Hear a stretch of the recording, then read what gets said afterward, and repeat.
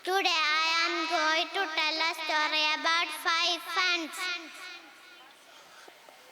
The first friend said, I am the best because I point and teach you.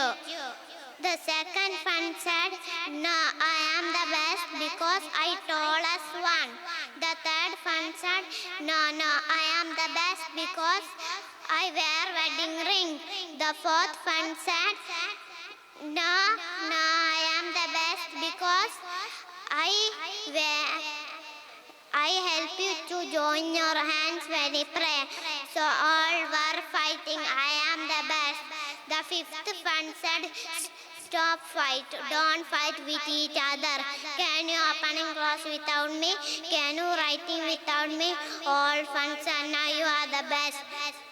The fifth friend said, now we all are equally. If we work together, we can do everything.